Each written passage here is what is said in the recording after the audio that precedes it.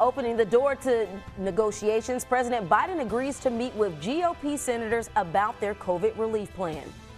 Plus, a winter storm slamming the brakes on COVID vaccination efforts in the Northeast.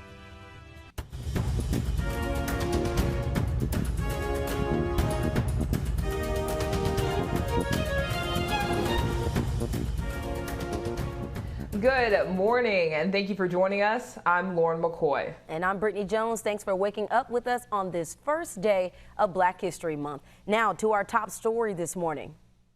With 1 week to go before the start of his second impeachment trial, former President Donald Trump has a brand new legal team. The former president is adding David Schoen and Bruce Castor Jr. to head his impeachment defense team. According to a source familiar with departures, his former defense attorneys dropped the case following disputes over the legal strategy. Attorney Butch Bowers reportedly planned to focus on the legality of convicting a former president, while Trump insisted the team argue against massive election fraud.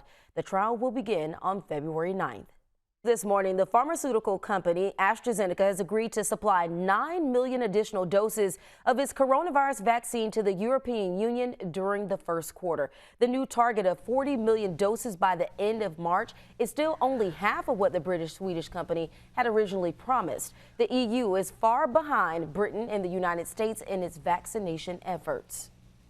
Meanwhile, the World Health Organization's team of investigators is on the ground in Hubei province to investigate the origins of the COVID-19 pandemic. The group of independent experts was released from their 2 weeks of quarantine on Thursday in Wuhan. They'll conduct 2 weeks of field work at hospitals and markets. The team is still limited to visits organized by their Chinese hosts and cannot contact community members. Thousands of Orthodox Israelis are remembering two of their prominent rabbis this morning. The funerals were held in Jerusalem. The gathering ignored the country's ban on large public gatherings during the pandemic. One of the rabbis was 98, the other 99. Both died from COVID-19, according to reports. Israel has recently been averaging more than 6,000 cases of coronavirus each day. At the same time, Israel has vaccinated more than 3 million of its citizens, also one of the highest rates per capita in the world. Yeah, snow is good to look at, but it's not good to drive in. There you go. And I do remember back in 1993, I turned on the radio, and back in September of that year, Boyz II Men had the song "Let It Snow." Let it snow. Yeah, I remember listening to that when I was Kevin. I remember listening to that when I was a little child. Yeah, there you go.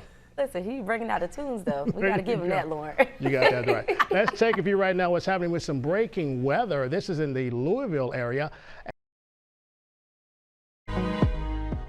As a presidential candidate, President Joe Biden made a list of promises to the Black community in his Lift Every Voice plan. We are now 12 full days into the new administration, and BNC is tracking Biden's first 100 days. Well, I asked Democratic strategist Richard McDaniel about how he'd grade the administration's first full week in the White House.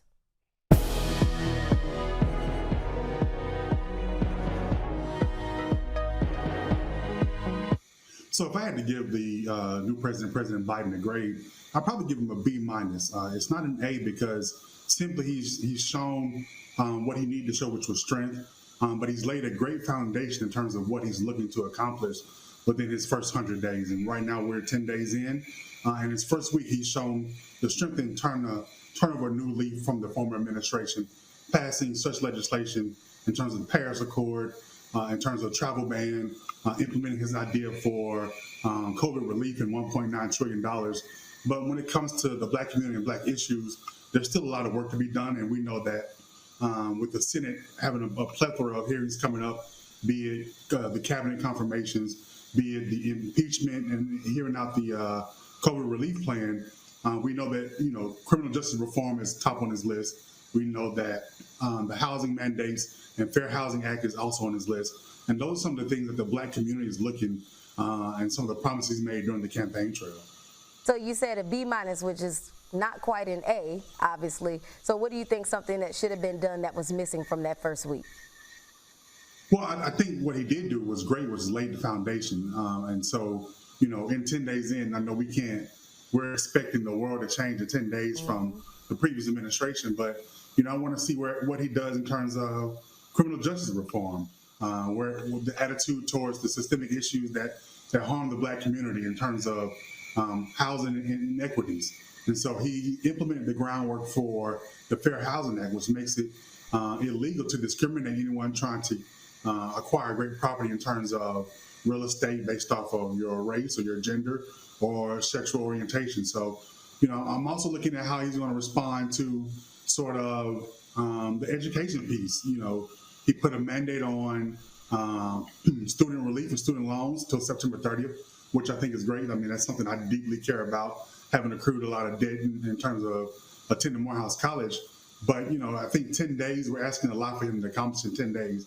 But again, the foundation that he's laid shows that he's looking for great things in the first 100 days. So another one of those things that were on the list was the Affordable Care Act, which greatly impacts Black people. How do you think that is going to have an impact on us within that first 10 days?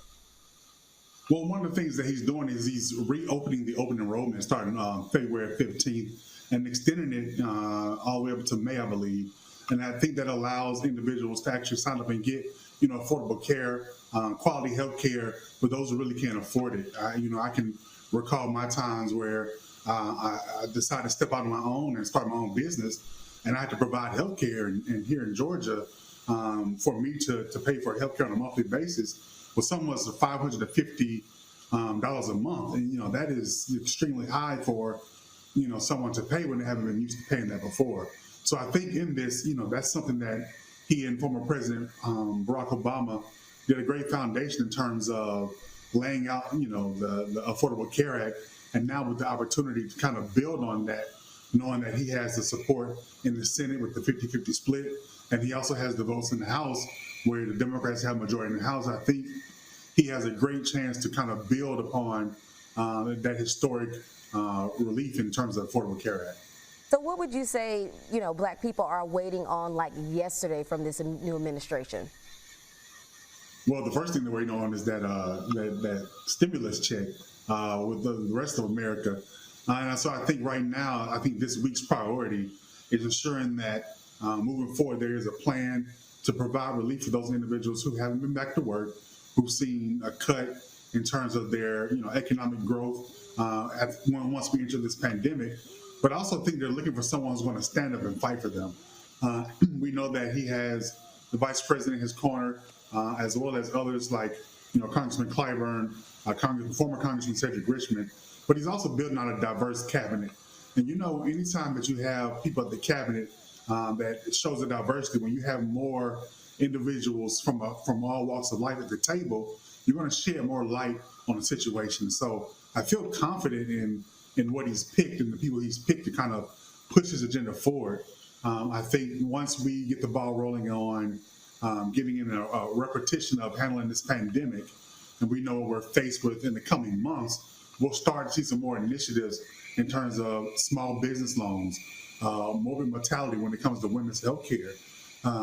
Again, tackling criminal justice reform in the justice system to ensure that, it's an equal playing field when you're appearing in front of your peers or a judge.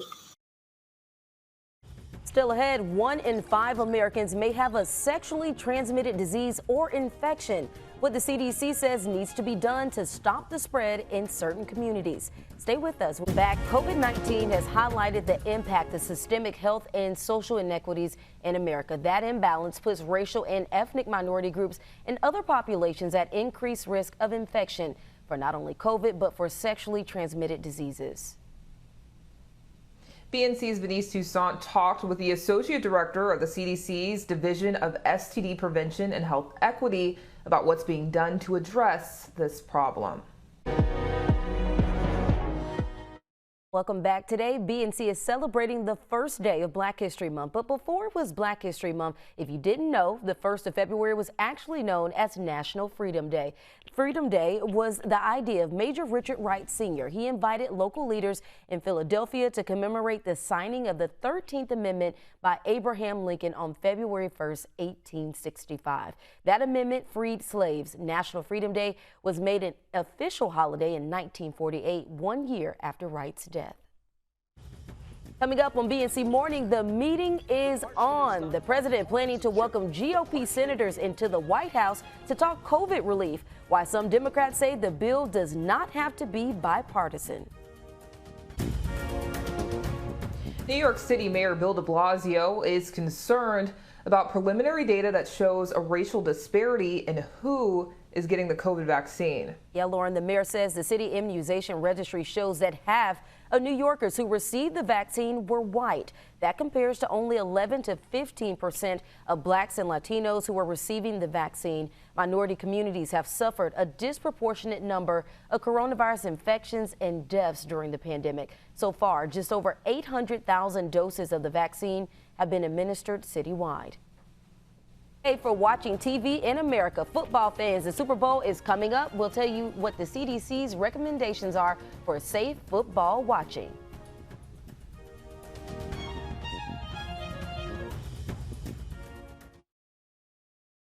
Today in Mobile, Alabama, a growing number of families are calling for district attorneys to take another look at cases involving a now former police officer. Pritchard police officer Jonathan Murphy is accused of killing a man in his own apartment complex over a noise complaint. He was released from jail on $200,000 bond. Now the family of another police shooting victim wants their case reopened. Lawrence Hawkins was killed during a traffic stop in 2017. Well, joining us now this morning are the nieces of Hawkins, Cecilia Hawkins and Tamika Hawkins Rogers. Thank you both for being with us this morning. Thank you. Thank you. Thank you for having us. Good morning. So, you know, this has probably been a rough time for you all. You're talking about going on 4 years here. Tell us a little bit about your Uncle Lawrence and who he was. Well, our Uncle Lawrence, he was a good person. He was a family person. Our dads, they could call him. His sisters, they could call him whenever they needed anything. He was like a mechanic. He was just like a jack of all trades. And he's very well missed within our family. And our community as well. And our community. And I'm sure it's a day you both will never forget. We know your uncle was killed when witnesses say he was reaching for his cell phone and no gun was actually ever recovered from the scene. What do you know about what happened on that day in November 2017? From our understanding, it was initiated by a minor traffic violation in which my uncle cut through a private parking lot. Pritchard, Alabama is a very small city. Lots of people cut through that area. It's very common to kind of cut through that particular area. Officer Murphy, followed our uncle without any lights on initially. He attempted to run his tag. For some reason, we learned later that the radio system for Pritchard was not functioning properly, which was a big issue for us initially. Eventually, my uncle, Officer Murphy, turned on his lights, not from my uncle, but by this time he was already in front of his home, pulling into his yard. And we're still unclear exactly how the altercation happened. Witnesses, the neighbors didn't hear anything until they heard a gunshot in which they heard my uncle say, "You shot me." And Officer Murphy shot our uncle twice in the back. Right. I'm sorry to hear that. Go ahead. Yes. We've just been trying to get attention on it because we feel the circumstances around our uncle's murder was unquestionable. And it's like we haven't been heard, and we thank you for giving us the platform to be heard because since our uncle's murder, he's been still assaulting citizens within the community. There's been other issues, murders going on since our uncle's death, and we think someone needs to really kind of take this serious and take another look at it into the officers. And we're having just a little bit of trouble hearing you, but I do want to ask you one more question. How many families have come forward with allegations against former Officer Murphy? And do you think it's a strong possibility that these allegations could help reopen your uncle's case and give your family some closure? I'm pretty positive that the other accusations will help our uncle's case because it's showing his character pattern and a pattern with these, horrible things that he's doing. It's just not right. And there are probably about 4 other families that have come. Sorry, we have to wrap it up right now, but we hope we can check back in with you all later. My prayers go out to your family, and again, we will hope to circle back with you all. Thank you for sharing your story with us. Okay, thank you. See, Philly, New York City, Boston, get ready for some impending snowfall. There you go. We are not ready for it. Well, we're not getting it. I know that. Yeah, y'all aren't getting it. We're feeling the chill everywhere, well, though, this morning. The Saints, they didn't get the Super Bowl, you know. They're not going to it, but that's okay because, you know, the Chiefs are going to do their thing. Okay, so the CDC is issuing new pandemic-related guidance for this big game. Of course, the CDC says attending large gatherings, including the Super Bowl, increases your risk of getting and spreading COVID-19, of course. The guidance goes on to say the safest way to watch the Super Bowl is at home with the people that you already live with. However, if you do choose to go to the game or a larger event like a watch party, there are a few things that you can do to protect yourself and to protect those around you. So those include using noisemakers instead of cheering, of course, and then arriving early to avoid the crowds and using touchless payment methods. This year's Super Bowl has the Kansas City Chiefs battling the Tampa Bay Buccaneers. You got Tom Brady there. That's right, that Texas Tech quarterback. Sunday, February 7th. I am rooting for the Chiefs. Yeah, the Texas Tech quarterback. Texas Tech, by the way, did defeat LSU basketball. I just want to see a good game. That's going to do it for this hour of BNC Morning. Why do you have to be talking about my teams, Kevin? We'll see you back for more news and weather.